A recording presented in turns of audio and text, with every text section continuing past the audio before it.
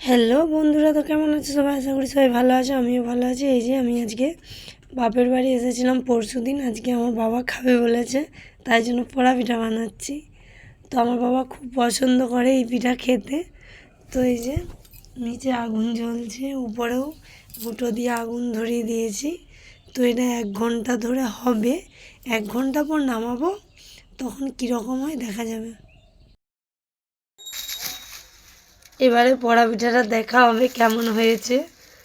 তো দেখা যাক কেমন করেছি, ভালো হয়েছে না খারাপ হয়েছে। মা আস্তে আস্তে উপরের গুঁটাগুলোকে ফেলে দিচ্ছে। উপরে কলা পাতাও চুইয়ে গেছে একদম।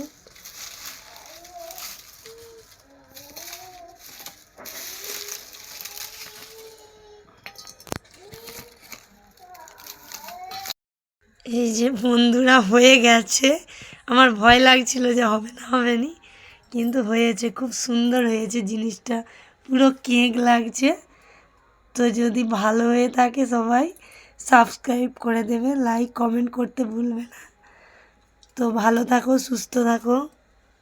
তো আমার পোড়া পিঠাটা কেমন হয়েছে সবাই জানাবে।